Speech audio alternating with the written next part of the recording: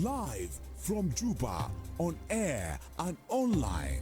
This is iRadio News.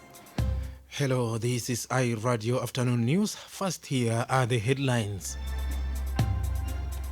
President Salva Kiir has received a report on the recent extrajudicial killing in Unity State and will make a decision on the matter.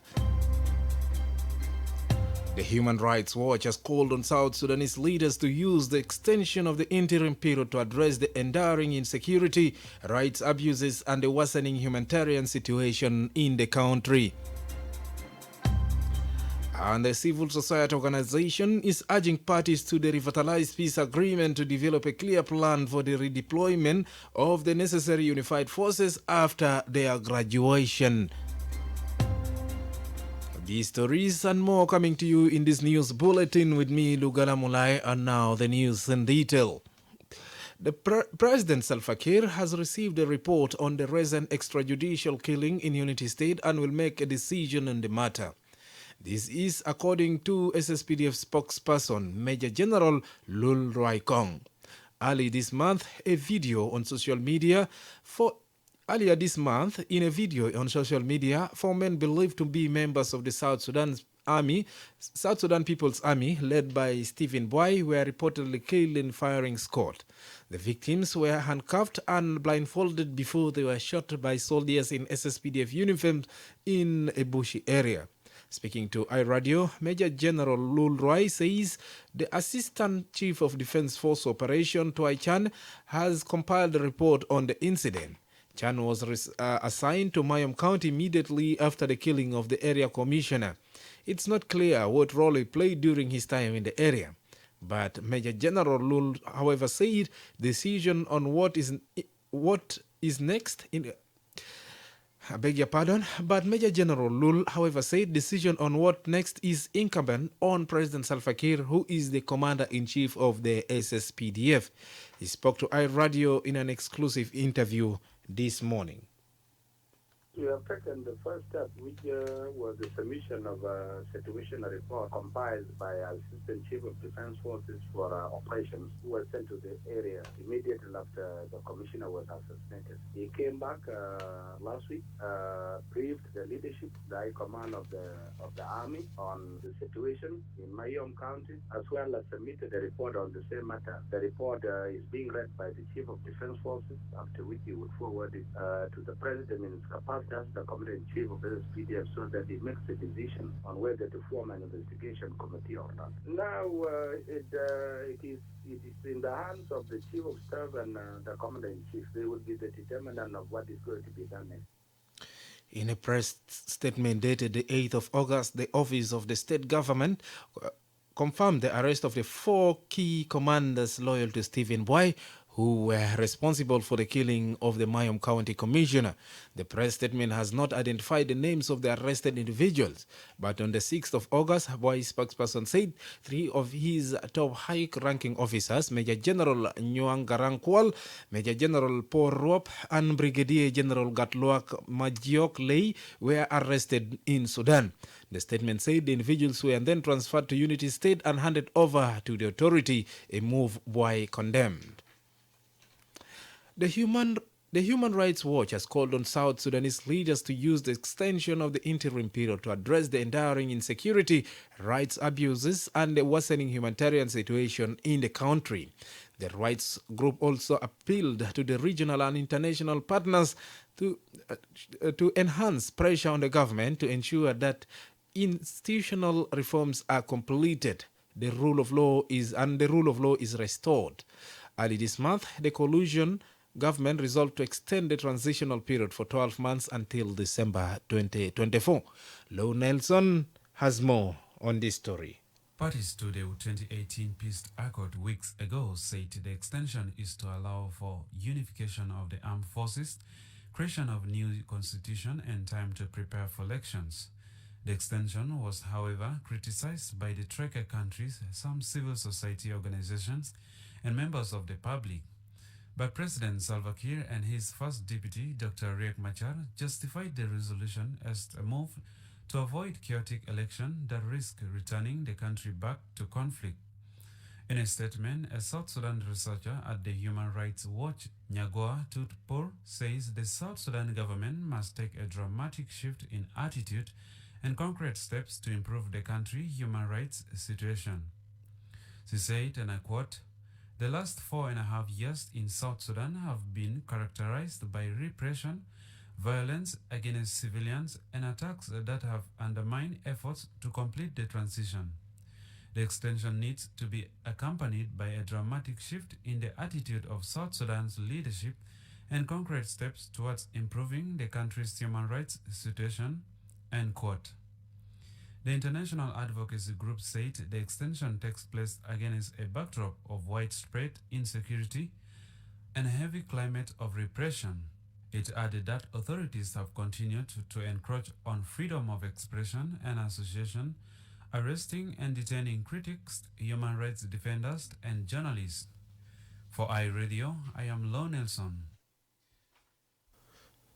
A civil society organization is urging parties to the revitalized peace agreement to develop a clear plan for redeployment of the necessary unified forces after their graduation.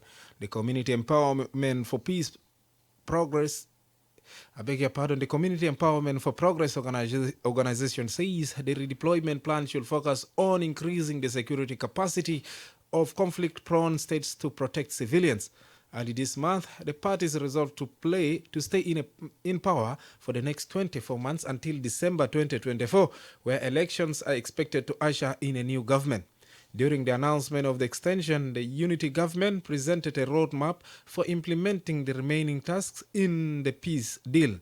However, the roadmap did not explain how the government is planning to conduct the redeployment of the yet-to-be graduated necessary unified forces. More than 53,000 peace soldiers are expected to be graduated by August 30th this year. But the roadmap stipulates that cantonment or barracking, screening, reorganization, and training of the remaining forces is supposed to commence after the graduation of the redeployment of their forces by 30th of November this year to continue for 6 months. In a statement seen by iRadio, SEPO called on the parties to set up clear indicators around the protection of civilians. Edmond Yakani, the executive director of SEPO, suggests the need to hold strategic deliberation between the leadership of the Unified Command and the Army's peacekeeping force on sharing plans for protection of civilians.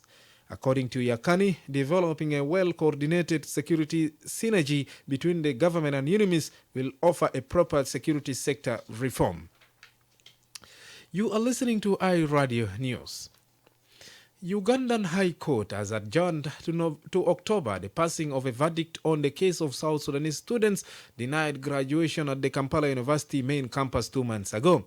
The verdict was rescheduled to the first week of October because presiding judge Wamala Boniface had been on leave and could not investigate the matter.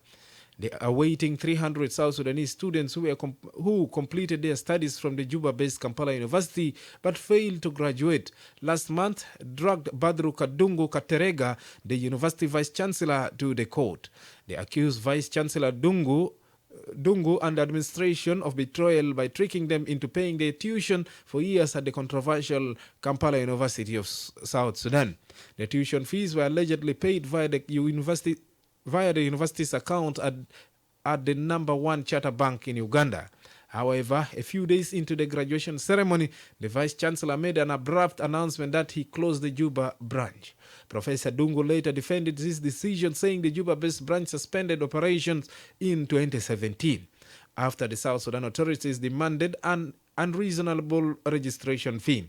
A document dated the 23rd January 2017 and bearing signature of Professor Katerega directed the principal of Kampala University in Juba to stop admitting new students from the beginning of the year. In June this year, the embattled student filed a case at Kampala Court against the administration in Uganda. The student's lawyer, Tumushime Derek, said the judgment was supposed to be on Wednesday, the 17th of August.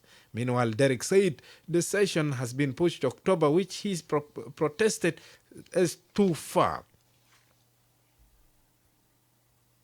day when the judge came back to court, the court has been on vacation for all civil matters across Uganda from the 15th of July to the 15th of August. He was not ready with the judgment, and he confirmed to us the next date available for him, according to his diary, is on the 7th of October. That's when court will give its final ruling. Yes, we are going to the judge to request him to bring the date nearer, given the circumstance that the students also have to get back to school, those who have been continuing at the institution. We want to give students assurances that the judgment will be ready for us to know the outcome of the court process on the 7th of October. Yes, but meanwhile, we shall also be writing to the judge and approach him so that there is any earlier date in his diary. Finally, before moving to stories making headlines in the region and the international scene, a family in Juba is appealing to well-wishers to support their 9-year-old son who developed chronic bone complications to save his life. El Wasila Faisal reportedly fell from a mango tree 5 months ago while playing with his friends in Maridi County of Western Equatoria State. A medical report seen by iRadio indicates that Faisal was diagnosed last month with chronic osteomyelitis. Chronic osteomyelitis is a bone infection caused by bacteria or fungal, which causes painful swelling on bone marrow. According to the family members, they discovered the complications a month later after seeing his right leg swelling. Gisma Morjan is one of the family members. She says they are unable to raise £850,000 demanded for surgery and post-operative medication. Hukan waga min shajara manga ganya labo waga bitawda min awel nas mairfu tasirra ba shahar yahu kurende biga gayoja doria biga ma tamam ba shahar ونص kuren biga warim shadid وده في مستشفى عمل شهرين في مستشفى مريدي هذه الزهر صلوا في مريدي هناك ياهو عملوا تحويل حقه لجوبة هنا تحويل عملوا تاني من جديد علاجات فحوزات عامة لحد ما دكتور قرر للعملية وعملية ياهو 850,000 ياهو يعني احنا هسي واقفين لكلام عملية قرش العملية ما فيها ياهو لسه طبعا دارين مساعدات. When contacted by iRadio, the president of South Sudan Orthopedics and Trauma Society promised to investigate the matter. Dr. Brian Madison says his group is facing lack of resources to conduct such operation. So I would say the price is reasonable, but of course a lot of people cannot afford this kind of money. So we try our best to offer the same services at Juba Teaching Hospital. Unfortunately, we don't have enough resources also there in terms of the implants or the tools that are needed to operate such kind of cases. But we try our best to help. So I think for this child, we may try to have a look at him at the orthopedic clinic at Juba Teaching Hospital, and then we'll see what we can do for his situation. You are listening to iRadio News. Now to stories making headlines in the region and the international scene. Brought to you by MTN. Here is Susan.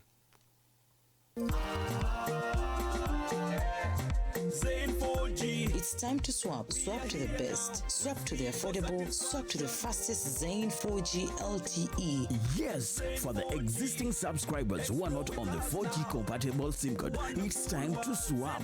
And for the new subscribers, don't hesitate to buy the 4G SIM card and ensure your handset supports LTE. Browsing is super fast like never before with Zain 4G internet. Swap your old SIM cards to the 4G SIM card today from the nearest Zain shop or authorized dealer. Subscribe to 4G data packages by dialing *102#. Choose your daily, weekly or monthly bundles. Zain Superfast Internet Experience is here to stay. Zain is here for you. Wonderful world. Zain, a wonderful world. Hello and good afternoon, Lugalamule. Now let's take a look at what's making headlines in the region and in the international scene. At least 26 people have been killed and dozens more injured in forest fires that have evacuated northern Algeria. Kamel Benjoud, the country's interior minister, said 24 died in El Tev, near the border with Tunisia, as well as a mother and a daughter in Setiv. Firefighters supported by helicopters were still trying to contain several blazes on Wednesday evening. Reports say some 350 residents have been evacuated in various provinces. Elsewhere, power has been restored in Nigeria after a nationwide blackout due to a workers' strike over pay. Africa's most populous nation was plunged into darkness on Wednesday after the workers shut down the national power grid. The Electricity Workers Union has said it wanted to compel the government to honor an agreement from 2019 to pay former employees of a state-owned electricity company. They accused the government of failing to address staff welfare issues. And finally, a huge explosion has been ripped through a crowded mosque in Afghan capital Kabul, killing 21 people, police say. Another 33 people were injured, Kabul police spokesman Khalid Zadran said. When is this blast occurred during evening prayers? The mosque imam is reported to be among the dead. It is unclear who was behind the attack a week after Islamic State militants killed a pro-Taliban cleric in a suicide bomb blast also in Kabul. And that is all making headlines in the region and in the international scene, brought to you by MTN. Back to you, Lugala Mule. Thank you very much, Susan, for taking us through what is making headlines in the region and the international scene. And mind you, my name is not Mule, but Mulai. And now to the world of sport. Here is Moyo Jacob.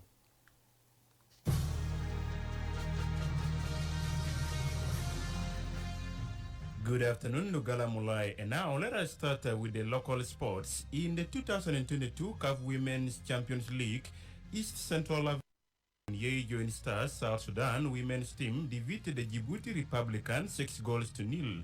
This came after the team lost in its first match 6-0 to Uganda Cobra women team.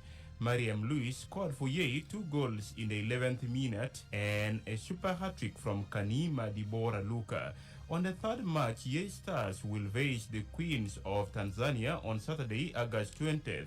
British billionaire Sir Jim Ratcliffe wants to buy Manchester United. News of the 69-year-old's interest follows a Bloomberg report that the Glazer family are willing to sell a minority stake in the club. If the club is for sale, Jim is definitely a potential buyer, Ratcliffe's spokesperson told The Times. United, 20 times English champions, are bottom of the Premier League after losing both their opening games of the season under new manager Erik ten Hag. The woefulness that has intensified criticism of the Glazers and their perceived lack of investment in the team. And finally, in athletics, Great Britain's Matt Hodgson-Smith successfully defended his men's 400 meters title at the European Championships as teammate Alex Haydock-Wilson claimed the bronze in Munich.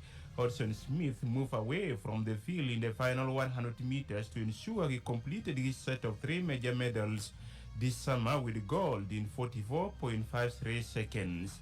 The 27-year-old won world bronze in Eugene in July and claimed Commonwealth Games silver in Birmingham 10 days ago. End of the sports news, and back to you, Lugala Mulai, in the studio.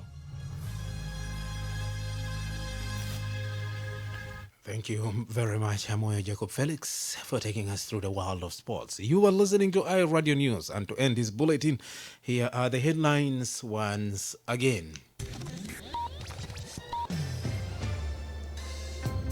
President Salva Kiir has received a report on the recent extrajudicial killing in Unity State and will make decision on the matter. The Human Rights Watch has called on South Sudanese leaders to use extension of the interim period to address the enduring insecurity, rights abuses, and the worsening humanitarian situation in the country. And a civil society organization is urging parties to the revitalized peace agreement to develop a clear plan for redeployment of the necessary unified forces after their graduation. That is the end of iRadio Afternoon News. If you have a story or an event you'd like iRadio to cover or report about, please send us a text message on +211 925 287 2870. It's also our WhatsApp number. Follow us on Twitter at iRadio Juba. Like our Facebook page, iRadio. Subscribe to our YouTube channel at iRadio South Sudan. You can also visit our website and listen to us online at www.iradio.org. Stay tuned for the news in Arabic at 1:30. I had been Lugala Mulai. Thanks for listening.